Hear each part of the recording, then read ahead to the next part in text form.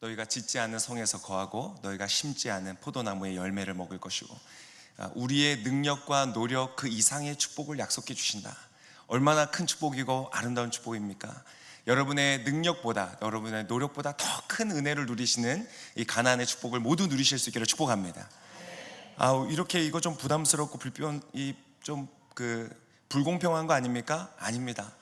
바로 그것이 자녀의 축복입니다. 저희 아이들 보니까 정말 노력하지도 않고 그렇게 능력이 있는 것도 아닌 것 같은데 저희 집에서 잘 먹고 잘 살고 있더라고요. 바로 이것이 자녀의 축복입니다. 자, 그 축복을 향해서 나아가는데 오늘 첫 관문인 여리고성을 만나게 됩니다.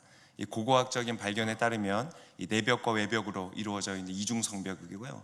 그래서 바깥에서 볼 때는 10m가 넘는 14m가 이르는 높은 성벽으로 이루어졌기 때문에 이 광야길을 걷던 이스라엘 민족으로서는 이 공성 장비도 제대로 없었을 것이고 난공불락의 요새라 할 수 있는 그러한 여리고성을 만납니다. 우리의 인생을 살아갈 때도 여리고성을 만납니다. 도무지 나의 힘으로는 이 넘어설 수 없는 것 같은 내 인생의 장애물, 하나님의 부르심을 향하여 가는 길에, 하나님의 축복을 향하여 가는 길에 도무지 나의 길을 열어줄 것 같지 않은 그런 여리고성을 만납니다. 그러나 놀라운 선포를 드립니다. 하나님의 그 부르심과 축복의 길을 막는 여리고성이, 그것이 아무리 천홍성 같을지라도 주 앞에서 무너질 줄을 믿습니다. 왜냐하면 하나님께서 우리의 앞서 행하고 계시기 때문입니다. 어떻게 행하고 계시는지 오늘 이 말씀을 통하여서 한번 은혜를 나누기를 원합니다. 자, 첫 번째 제가 나눌 말씀은 창녀 라합에 관한 이야기입니다. 우리 1절의 말씀을 한번 같이 읽겠습니다. 시작. 눈의 아들 여호수아는 시딤에서 두 정탐꾼을 은밀히 보내며 말했습니다. 가서 그 땅을 살펴보고 와라. 특히 여리고를 눈여겨보아라. 그리하여 두 정탐꾼이 가서 라합이라는 창녀의 집으로 들어가 거기에 묵게 됐습니다. 자, 두 정탐꾼이 여리고로 잠입을 합니다. 그런데 이 날카로운 정보망을 가지고 있었던 여리고 왕에게 이 소식이 전해지고요, 아마 친위대로 보이는 군인들을 보내어서 이 사람들을 체포하려 합니다. 근데 그때 이 창녀 라합이 이들을 숨겨주고 도와주게 됩니다. 4절과 5절의 말씀 같이 한번 읽겠습니다. 시작. 그러나 그 여자는 두 사람들을 벌써 숨겨놓고는 말했습니다. 그렇습니다. 그 사람들이 내게 왔습니다만 그들이 어디에서 왔는지 몰랐습니다. 그리고 날이 어두워져 성문을 닫을 때 그 사람들은 집을 떠났습니다. 그들이 어느 방향으로 갔는지 난 모릅니다. 그러므로서 그들을 추격해 보십시오. 따라잡을 수 있을지도 모릅니다. 사실은 그의 집안에 숨겨놓고는 이렇게 해서 따돌린 것이죠. 이 라합을 통하여서 두 정탐꾼은 목숨을 건지고 구원을 받게 됩니다. 자, 그런데 이 말씀을 좀 보면 혹시 불편함은 혹시 없으십니까? 저는 좀 불편합니다. 자, 여리고를 점령하고 하나님께서 이 정탐꾼들을 보호하기 위해서 앞서 행하시는 하나님이 그곳에서 준비해 놓으신 사람이 있었다는 것이죠. 근데 그 사람이 누구인가요? 창녀 라합이라는 것입니다. 이게 라합은 괜찮은데 앞에 창녀라는 그의 직업이 조금 걸리는 것입니다. 자, 이스라엘이라는 나라는 어떠한 나라입니까? 거룩하고 의로우신 하나님을 나타내기 위해서 택함을 받은 나라가 아니겠습니까? 그래서 하나님이 이스라엘 가운데 주신 율법을 보면 특히 성적 타락에 대해서 굉장히 엄격하십니다. 이 배우자를 버리고 간음을 저지르는 사람들은 사형에 처하도록 하나님께서 율법에 정하셨습니다. 굉장히 엄격하죠. 그리고 이 창녀라는 직업에 대해서도 결은 조금 다르긴 하지만 여전히 엄격하게 금하고 있습니다. 그래서 잠언에서도 보면 그 창녀의 집은 지옥으로 가는 길이다, 죽음의 방으로 가는 것이다 라고 표현을 하고 있습니다. 그런데 이 이스라엘 전체를 대표하는 두 명의 대표, 그냥 아무나 뽑는 것이 아니라 대표를 가는 것이거든요. 그 젊은 리더를 위해서 주님이 준비한 사람이 이 창녀라는 것입니다. 조금 더 경건하고 조금 더 걸맞는 사람들을 준비할 수 있지 않았습니까? 이방인들 중에서도 괜찮은 사람들이 있습니다. 예를 요비라든지 나아만 장군이라든지 아니면 로마의 백부장 같은 그러한 사람들이 있습니다. 그러나 하나님은 창녀 라합을 통하여 이 정탐꾼들을 보호하십니다. 자, 이것은 중요한 메시지를 담고 있습니다. 가나안 정복의 핵심적인 메시지인 것을 여러분 기억하시기 바랍니다. 왜 그러냐? 라합은 여기에만 등장하는 것이 아닙니다. 라합은 신약에도 등장합니다. 어디에 나오죠? 바로 예수 그리스도의 족보에 이 사람의 이름이 올라갑니다. 즉 이스라엘을 돕고 이스라엘로 귀화한 이 라합이 이스라엘의 장자의 가문과 결혼을 하고 그 집의 며느리가 되어서 메시아를 낳는 그 역사 속에 동참하게 됐다는 것입니다. 여러분, 창녀 라합이요. 왜 창녀 라합일까? 여러분, 이 사건을 통해서 하나님이 역사 속에 새겨놓으신 중요한 질문이 있고 도전이 있습니다. 지금 오늘 우리에게 주시는 질문과 동일합니다. 이스라엘 사람들을 향하여 하나님이 질문하십니다. 자, 너희는 이제 나를 드러내기 위해 택함 받은 백성이다. 너희는 가나안 땅을 들어가서 그 악하고 타락한 땅을 심판하고 그곳에 의롭고 거룩한 나라를 세워서 열방 중에 나를 나타내라. 열방이 너를 통하여 복을 받을 것이다. 이 하나님의 뜻, 가나안 정복을 향한 하나님의 목적과 명령입니다. 그런데 질문하시는 거예요. 그러나 너희는 먼저 내게 대답하라. 그 너희의 의로움은 무엇이냐? 너희는 누구이기에 의로운 나라를 세우겠느냐? 질문을 조금 더 돌려보면 이스라엘아, 너희는 라합보다 의로우냐? 질문을 던지십니다. 여러분, 이 질문이 중요한 것은 동일하게 오늘도 우리에게 물으시기 때문입니다. 영적 전쟁을 앞두고 있고 가나안 땅을 정복하여 나의 삶의 풍요함을 누리기를 원하는 우리에게 주님은 동일하게 물으십니다. 오클랜드 온누리교회여, 너희는 창녀 라합보다 더 의로우냐? 여러분, 무엇이라고 대답하시겠습니까? 이스라엘 사람들은요, 감히 대답하지 못합니다. 왜냐하면 그들의 역사는 창녀 라합보다 의롭지 않기 때문입니다. 아니, 무슨 말씀이세요? 택함 받은 백성인데요. 충격적인 이야기지만 수많은 증거가 있습니다. 이스라엘, 그 이름을 처음 받았던 야곱은 누구였습니까? 형인 척하고 형의 모든 축복을 속여서 가로채서 속여낸 계약서를 만들어 가지고 형으로 하여금 사인하게 만들고 아버지를 속여 아버지에게 사인하게 해서 그의 모든 축복을 빼앗아간 사기꾼이면서 도둑이었습니다. 그의 아들 12명은 나중에 12지파, 이스라엘의 12지파가 되었지만요, 그들은 어떤 사람들이었습니까? 막내 요셉을 질투해서 그를 죽이려 했고 결국은 인신매매로 팔아넘겨버린 그런 파렴치한 사람들이었습니다. 그것만이 아닙니다. 그 12형제 중에 예수 그리스도의 직속 조상이 된 사람이 있습니다.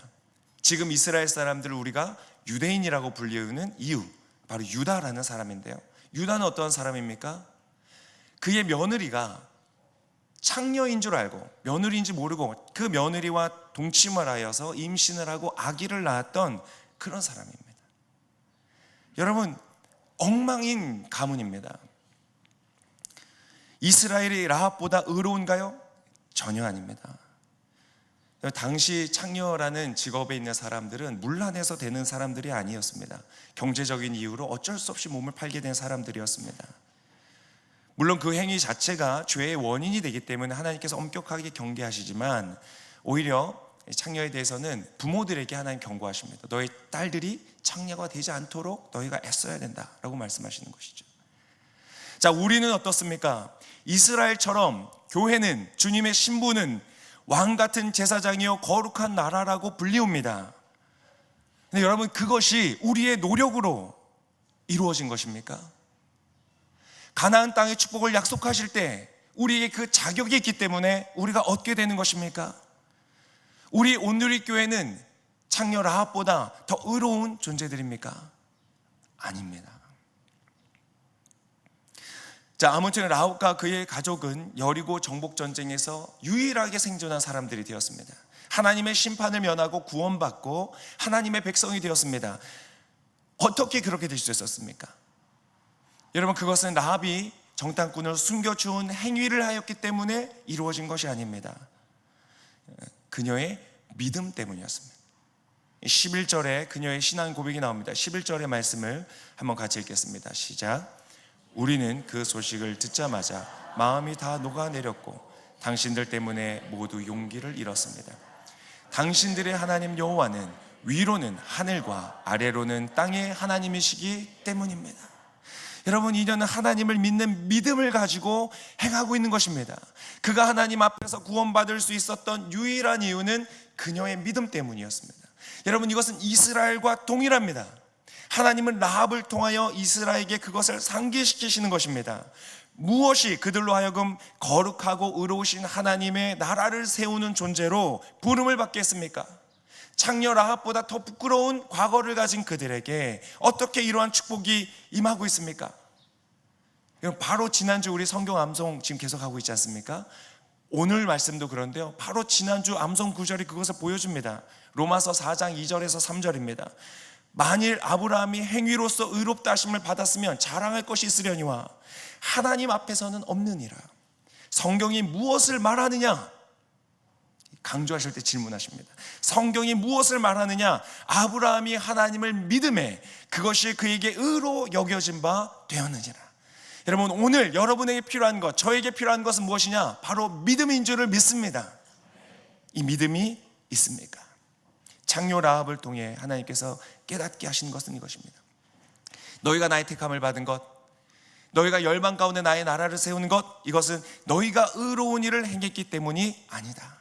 너희가 자격이 있어서가 아니다. 이것은 바로 너희를 향한 나의 선함 때문이다. 너희를 향한 나의 약속 때문이다. 너희가 그것을 믿음으로 받았다는 것을 기억하라. 여러분, 이것은 바로 우리를 두 번째의 관심으로 이어줍니다. 두 번째 제가 나눌 부분은 무너져 내리는 여리고의 말씀입니다.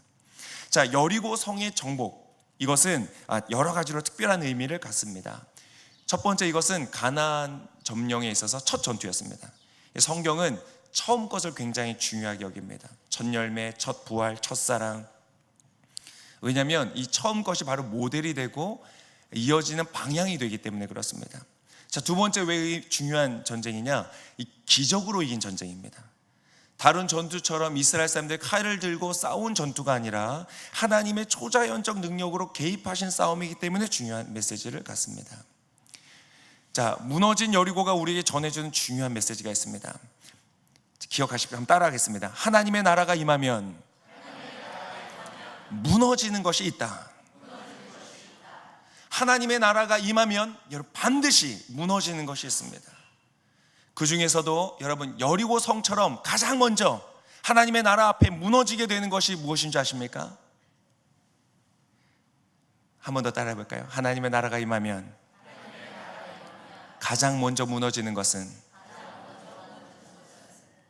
나의 의로움이다. 자, 어젯밤 제가 설교 준비를 하고 있는데요, 제 아내가 자꾸 저한테 막 이거 물어보고 뭘 저 부탁하고 막 그러는 거예요. 제가 막 성일교 준비도 지금 막 힘들고 시간도 없는데 그러니까 막 짜증이 나고 화가 나는 거예요. 그래서 막 화가 나는데 그때 성령께서 제 안에서 말씀하셨어요. 화내지 말라고. 왜 이렇게 좋아하세요? 근데 제가 막 그냥 화를 내고 짜증을 냈어요. 막 이렇게 짜증을 냈어요. 왜 이렇게 중요한 일을 내가 하고 있는데 왜 나를 방해하느냐?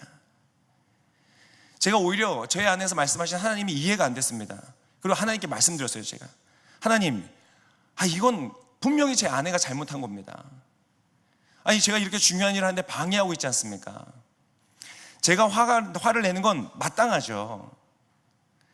잘못은 아내가 한 것이고 저의 분노는 정의롭고 옳은 것입니다. 이렇게 얘기를 드렸습니다. 근데 이제 아내가 들어가고, 저희 아내가 참 성숙합니다. 들어가고 화를 이제 제가 가라앉히면서 설교 준비를 이렇게 쓰고 있는데 하나님께서 저에게 말씀하시는 거예요. 너의 분노가 옳은 것이냐? 너는 의로우냐? 너는 아내보다 의롭다고 생각하느냐? 너가 설교를 준비하고 있기 때문에, 하나님의 말씀을 감당하고 있기 때문에 너는 그에 합당한 자격을 가진 의로운 존재라고 생각하느냐? 대답을 할 수가 없는 거예요. 제가 마침 설교를 그걸 준비하고 있었거든요.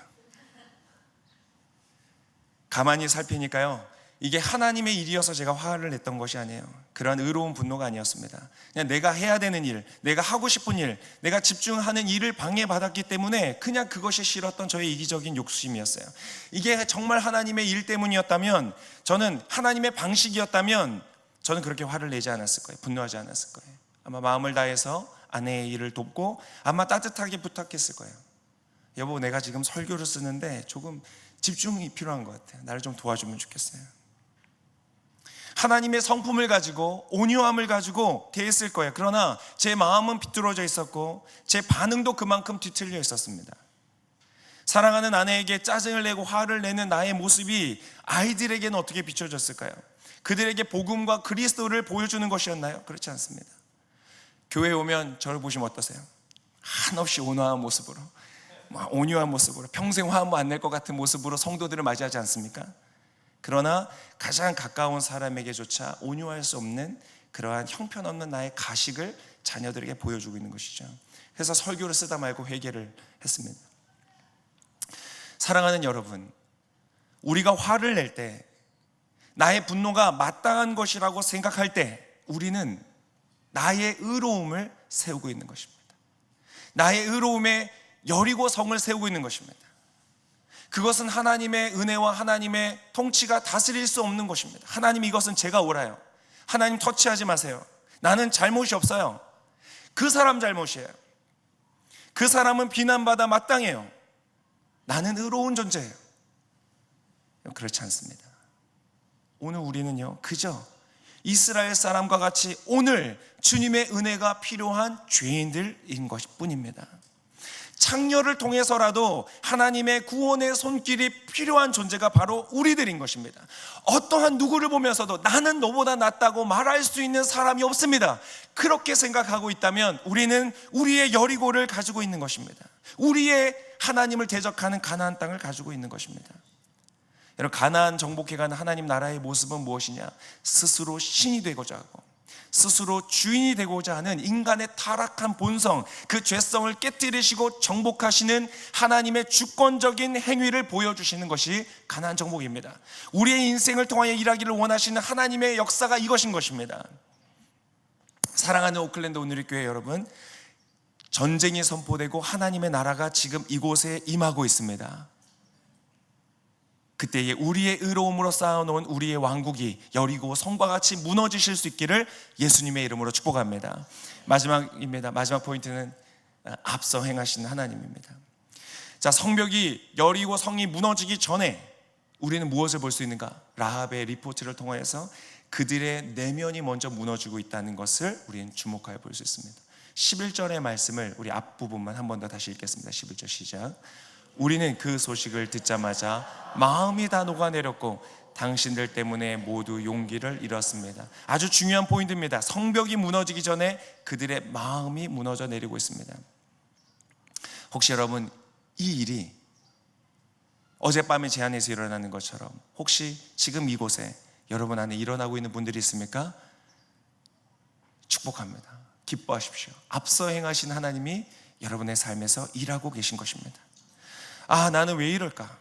나는 왜 이렇게밖에 안 될까? 좀 더 잘하고 싶은데, 좀 더 거룩하고 싶고, 좀 더 온유하고 싶고, 친절하고 싶고, 사랑하고 싶고, 용서하고 싶고, 담대하고 싶고, 넉넉하고 싶고, 여유롭고 싶은데, 하나님의 자녀다운 삶을 좀 살아보고 싶은데, 나의 삶은 왜 이렇게 팍팍하고, 왜 이렇게 인색하고, 왜 이렇게 교만하고, 나의 삶은 왜 이렇게 풀리지 않을까? 무기력하고 날이 서 있고 분노하는 나의 모습을 보면서 고통스럽고 답답하고 한탄스러운 마음을 가지고 있다면 여러분 기뻐하십시오. 여러분의 삶에 하나님의 나라가 임하고 있는 것입니다. 자, 유명한 일 하나를 말씀드리겠습니다. 이 요한 웨슬레라는 분이 있습니다. 18세기 영국의 영적 부흥을 이끌었던 리더였고요, 아주 하나님께서 귀하게 쓰신 사람이었습니다. 신학자였고 부흥운동의 리더였고 감리교의 창시자였습니다.